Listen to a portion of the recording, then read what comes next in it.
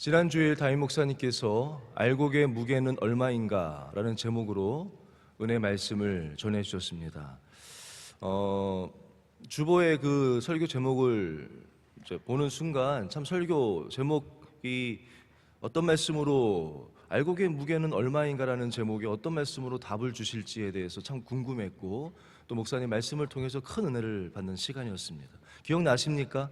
목사님이 알곡의 무게는 얼마입니까? 목사님께서 뭐라고 말씀해 주셨냐면, 알곡의 무게는 두 가지로 이렇게 얘기하셨어요. 바람에 날아가지 않을 정도의 무게다. 뭐 비슷한 말이겠지만 바람을 견딜 수 있는 무게다라고 정의를 해주셨습니다. 참 은혜가 되더라고요. 알곡의 무게는 얼마인가? 제가 어제 설교 준비하면서 옆에 있는 이제 마침 있길래 두 분에게 한번 물어봤거든요. 알곡의 무게는 얼마지? 그랬더니 뭐라 대답했냐면 일단 많이 무겁겠죠? 뭐 이렇게 대답하더라고요. 그리고 또 한 명은 뭐 무게가 천차만별이어서요 뭐 이러더라고요. 지금 설교 제대로 안 들었구나 제가 그렇게 했는데요, 목사님이 그렇게 정의해 주셨어요. 두 가지겠죠. 산들바람과 같은 세상의 유혹과 미혹, 그런 가벼움을 경계해야 된다. 그런 가벼움에 날아가 버리고 휩쓸려 버리면 안 되는 그런 그것이 알곡의 무게다. 또 한 가지는 고난을 말씀하지 않았었습니까? 세찬 바람에도 그 고난 가운데도 견뎌낼 수 있는 그 영혼의 그 무게를 갖고 있는 것이 알곡의 무게다라고 그 두 가지를 말씀해 주셨습니다. 오늘 본문 말씀은요, 특별히 16절 말씀은 목사님이 말씀해 주신 그런 알곡의 모습을 어떤 동산의 모습을 통해서 다시 한번 우리에게 가르쳐 줄 수 있는 말씀입니다. 한번 16절 말씀 함께 읽어보도록 하겠습니다. 북풍아 일어나라, 남풍아 오라, 나의 동산에 불어서 향기를 날리라. 나의 사랑하는 자가 그 동산에 들어가서 그 아름다운 열매 먹기를 원하노라. 아멘. 이 말씀 읽으시면서 혹시 어떤 우리 찬양이 떠오르지는 않으십니까? 북풍아 일어나라, 남풍아 오라. 그 찬양 있지 않습니까? 동남풍아 불어라, 서북풍아 불어라, 가시밭에 백합화 예수 향기 날리니 할렐루야 아멘. 그 찬양 기억나시죠? 그 찬양이 이 말씀을 가지고 지은 찬양인지는 제가 정확히는 모르겠지만 같은 내용을 고백하고 있습니다. 근데 우리는요, 그 찬송 부를 때 흔히 막 박수 치면서 부르지 않습니까? 신나게 막 바람 불어오라고 막 신난다 하면서 막 신나게 부르는 찬양인데요, 근데 그 찬양의 가사는 물론 우리가 믿음 가운데 그 상황을 믿음으로 바라보면서 기쁨으로 부르는 찬양은 맞지만 그저 그냥 아무 생각 없이 마냥 신나서 부르는 찬양은 아니에요. 그 가사의 고백이 뭡니까? 바람아 불어오라는 거 아닙니까? 성경에서 바람은 무엇을 의미하냐면 고난을 상징하는 겁니다. 동남풍아 불어라, 서북풍아 불어라. 오늘 말씀에서도 북풍아 일어나라, 남풍아 오라. 이 말씀은 그래 고난아 내게 와볼 테면 와봐라 라는 뜻입니다. 가시밭의 백합화는 고난 가운데 예수 그리스도를 상징하고요, 또한 예수를 따르는 고난 가운데 있는 교회, 고난 가운데 있는 성도를 의미하는 겁니다. 고난아 내게 닥쳐와 봐라. 그 백합화는요 어떤 특징이 있다고 하냐면요, 평소에는 그 향기가 그렇게 잘 나지 않는다고 합니다. 근데 가시에 찔려서 상처가 생기면 그 상처 부위를 통해서 진한 향기를 발한다고 합니다. 그 찬양의 가사는 그런 의미입니다. 고난아 어디 올 테면 와봐라. 나는 그 고난으로 인해서 넘어지고 휩쓸려 버리는 삶이 아니라 그 고난 가운데 오히려 더 진한 예수 그리스도의 향기를 바라겠다. 그런 믿음의 선포가 그 찬양이거든요. 오늘 본문 말씀의 16절도 그런 의미입니다. 북풍아 와봐라, 남풍아 와라. 나는 그 고난으로 인해서 오히려 예수 그리스도의 향기를 바라겠다 라는 말씀이 오늘 본문의 말씀입니다. 저는 오늘 말씀 어제 준비하면서 그 찬양이 이렇게 떠오르더라고요. 어렸을 때 불렀던 찬양인데요, 흔들흔들이라는 찬양이죠. 흔들흔들흔들 흔들흔들흔들 그러면서 뭐라고 찬양 가사가 되냐면 흔들수록 쭉정이는 밖으로 밖으로 밖으로, 흔들수록 알맹이는 안으로 안으로 안으로, 제 기억으로는 쭉정이는 날아가고 알곡만 남아요 뭐 이렇게 했던 것 같은데요, 우리를 흔드는 고난아 와봐라. 고난이 오면은 쭉정이는 겨는 날아간다. 밖으로 날아가지만 알곡은 더 주님께로, 더 교회로, 더 안으로 주님께로 가까이 나아가게 된다는 그 찬양이 계속 떠오르더라고요. 그걸 한참 부르면서 참 은혜를 혼자 받았습니다. 고난 가운데 오히려 진한 향기를 바라는 삶, 고난 가운데 오히려 더 안으로 주님께로 더 가까이, 주님께로 교회로 더 가까이 나오는 삶, 그것이 영혼의 무게를 갖고 있는 알곡인 줄로 믿습니다. 그렇다면 오늘 본문이나 그 알곡은 어떻게 그런 무게를 가질 수 있겠습니까? 담임 목사님께서 뭐라고 말씀해 주셨냐면, 우리가 고난을 견딜 수 있는 것은, 가뭄을 견딜 수 있는 이유는 나의 능력이 아니라는 거예요. 내 능력이 아니라 그 뿌리를 하나님께로, 변하지 않는 시냇가에다가 하나님께로 그 뿌리를 깊이 내리고 그 하나님을 붙잡고 있기 때문에 견딜 수 있는 것이다 라고 말씀해 주셨거든요. 오늘 본문 말씀도 동일한 모습을 보여줍니다. 12절 말씀 한번 같이 읽어볼까요? 내 누이 내 신부는 잠근 동산이요 덮은 우물이요 봉한 세미로구나. 아가서는요 솔로몬이 지은 시입니다. 그리고 솔로몬이 그때 사랑했던 술람미 여인 아시지 않습니까? 솔로몬과 술람미 여인의 사랑을 노래한 것이 아가서인데, 솔로몬은 우리의 신랑 되신 예수님을 상징하고요, 술람미 여인은 예수 그리스도의 신부된 우리를 상징하는 겁니다. 아까 읽어드렸던 16절은 술람미 여인의 고백입니다. 우리들의 주님을 향한 고백이겠죠. 어떻게 해서 그런 고백이 나올 수 있었는가? 12절은 솔로몬의 노래입니다. 우리의 신랑 되신 예수님이 우리에게 사랑을 고백해주는, 우리에게 노래해주는 말씀이거든요. 뭐라고 말씀하시냐면, 너는 내 누이 내 신부는 내 사랑은 잠근 동산이요 덮은 우물이요 봉한 샘이라는 거예요. 저는 이 말씀이 좀 이해가 잘 안 됐어요. 우리는 흔히 뭔가 좀 열린 우물 이런 것이 좀 더 좋은 의미로 와닿지 않습니까? 잠근 동산, 덮은 우물, 이것이 무슨 의미일까 했는데 원로 목사님이 이 구절을 그때 설교 때 말씀해 주셨어요. 이 말씀은 무슨 말씀이냐면, 잠근 동산이라 하는 것은 주인이 있는 동산이다. 아무나 들어와서 막 내 심령 가운데 들어오게 허락하는 사탄, 세상의 유혹, 그런 것들이 다 들어올 수 있는 동산이 아니라 오직 주님께만 잠겨있는, 주님께만 열려있는 주인이 있는 동산이다. 더 점점 나가는 그 동산인데, 그 동산 안에 있는 우물인데, 이 우물도 덮어놔서 오직 주님께만 속한 우물이다. 또 그 우물 안에 있는 샘인데, 그 샘도 오직 주님께만 속해서 열쇠가 있는 주님만이 누리는, 사랑은 그런 거 아니겠습니까? 사랑은 오직 그 사랑하는 한 명에게만 속한 것이 사랑 아니겠습니까? 너는 마음을 다하고 힘을 다하고 뜻을 다하여 너의 하나님을 사랑하라 하지 않습니까? 원로 목사님께서 그렇게 설명해 주시더라고요.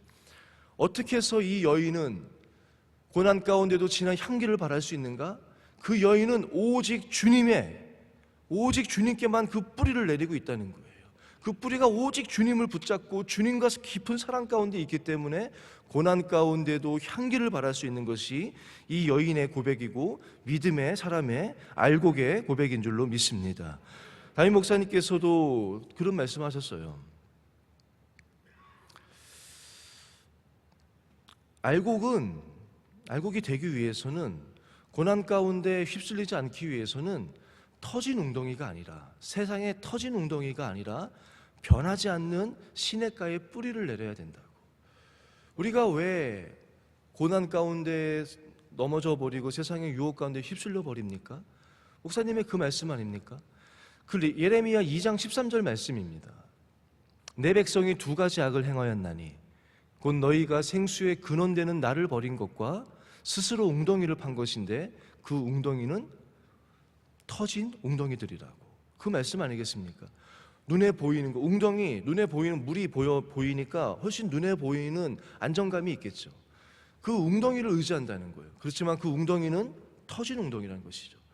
그런 눈에 보이는 세상 사람들의 그런 그 가벼움을 따라가는 삶이 아니라 생수의 근원 되시는, 마르지 아니하시는 하나님께 뿌리를 내릴 때 그러한 삶이 알곡의 무게를 가진 그런 인생인 줄로 믿습니다. 다윗 목사님께서 그라비타스를 말씀하시면서 그 매력을 갖고 있는 사람 다윗의 이야기를 말씀해 주셨어요.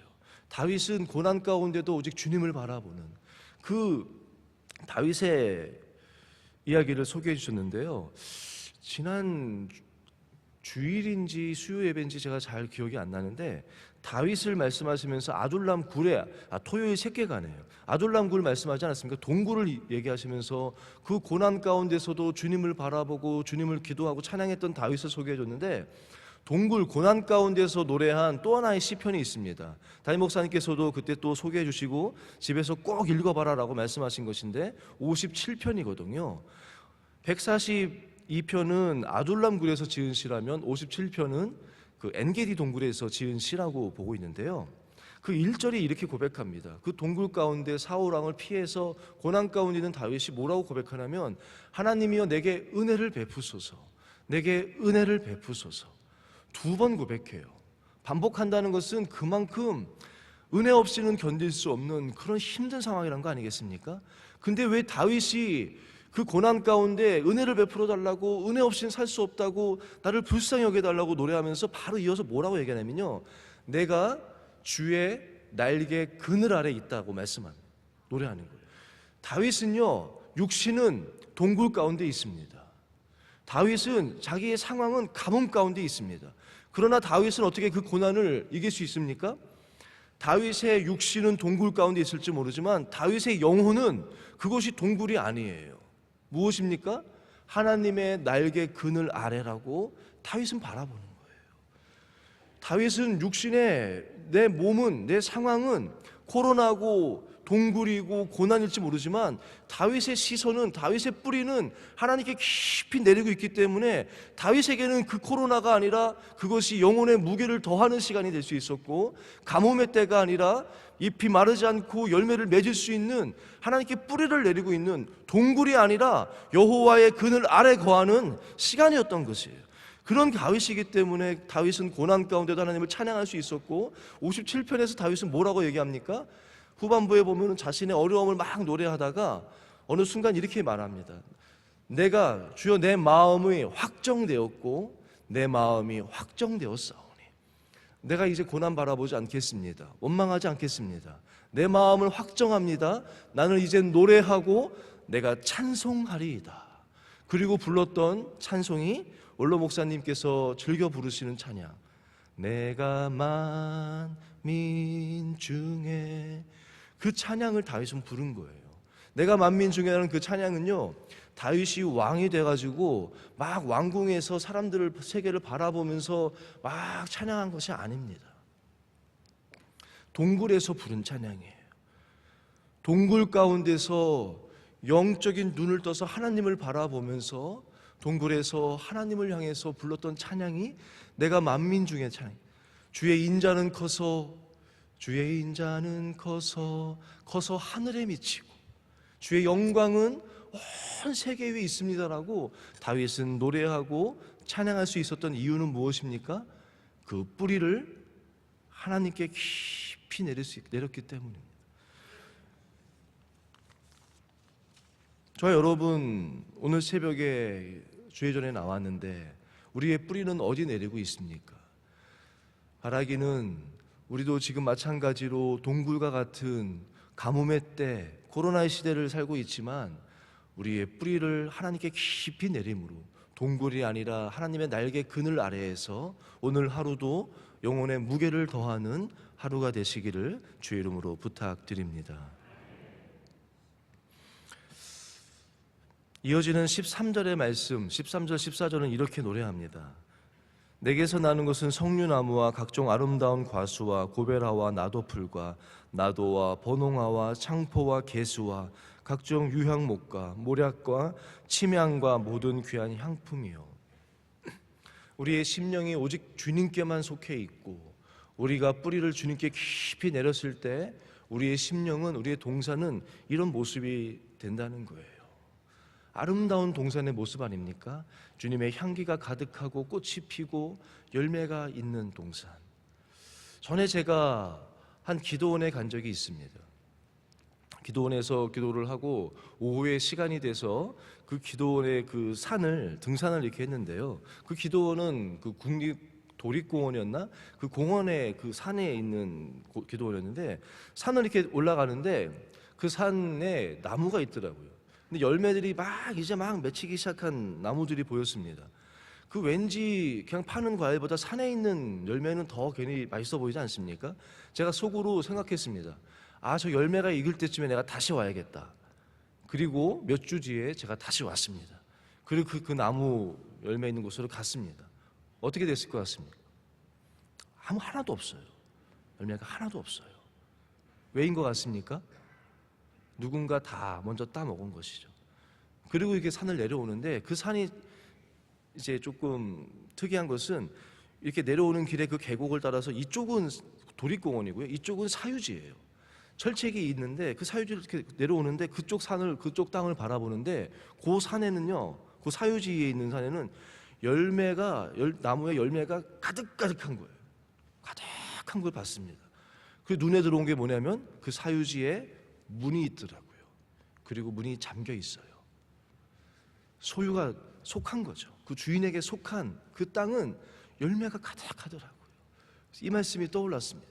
우리가 말씀을 듣고 말씀 붙잡고 살아가면서 우리도 꽃을 피우고 열매를 맺고 싶은데 왜 우리 삶이 그렇지 못합니까? 주님께만 속해 있고 주님께만 뿌리를 내려야 되는데 열려 있는 거예요. 조금 꽃이 필만 하면 세상의 근심과 걱정이, 세상의 유혹이 와서 다 밟아버립니다. 조금 열매를 맺으려 하면 세상의 것들이 와가지고는 다 따먹어버리는 거 아니겠습니까? 오직 주님께만 속할 때, 오직 주님만 바라보고 나아갈 때 그 시간이 필요한 거 아니겠습니까? 그럴 때 우리의 삶도 오늘 본문과 같이 아름다운 동산 될 줄로 믿습니다. 이제 말씀을 맺겠습니다. 다윗 목사님께서 말씀 마무리하시면서 어떤 말씀하셨냐면 이 모든 것이 공간을 보여주고 있다라고 시편 1편을 말씀하시면서 공간의 중요성을 또 말씀해 주셨어요. 내가 가뭄을 견디는 것이 아니라 내 뿌리가 시냇가에 있기 때문에 가뭄을 견딜 수 있는 것이다. 그렇기 때문에 우리가 뿌리 내릴 수 있는 그런 공간, 영적인 공간을 사모해야 된다. 교회가 중요하다라는 말씀으로 말씀을 맺었어요. 그렇습니다. 우리에게는 영적인 공간을 사모함이 있어야 되고 우리에게는 그 중심, 우리가 뿌리를 내릴 수 있는 그 기초가 되는 교회가 있어야 됩니다. 교회의 뿌리를 깊이 내려야 되는 줄로 믿습니다. 그 연이 있지 않습니까? 여러분들 다 연 날려 보셨잖아요. 연이 높이 날릴 수 있는 이유가 뭔지 아십니까? 연이 높이 날 수 있는 이유는 뭐 바람이 있어야겠죠. 그런데 바람이 있다고 해서 연이 높이 날 수 있는 것만은 아니에요. 한 가지 꼭 중요한 것이 있습니다. 연이 높이 날기 위해서는요, 그 연이 줄에 매여 있어야 돼요. 주인의 손에 있는 그 얼레에 그 줄을 통해서 연이 거기 주인의 손에 매여 있어야 그 연은 바람을 통해서 높이 날 수 있는 거예요. 매여 있는 것이 힘들죠. 내가 원하는 대로 살지 못하죠. 내가 가고 싶은 대로 마음대로 가지는 못하죠. 좀 더 올라가고 싶은데 또 붙잡을 때도 있죠. 그렇지만 그 줄을 끊어버리면요, 잠깐 더 높이 올라가는 것 같아 보일지 모르죠. 잠깐 내가 가고 싶은 대로 갈지 모르지만 그것은 떨어져 버리는 거예요. 우리도 마찬가지입니다. 교회에 매여 있는 삶, 그것이 답답할 줄 모르죠. 힘들겠죠. 그렇지만 이거를 끊는 순간 조금 편할지 모르지만 결국은 떨어지게 되는 것입니다. 다윗 목사님 말씀 기억하십시오. 우리는 가벼움을 경계하시고 말씀과 기도로 채워지고 오직 교회에 영원하신 생수의 근원 되시는 하나님께 뿌리 내리는 알곡이 되시기를 주의 이름으로 부탁드립니다.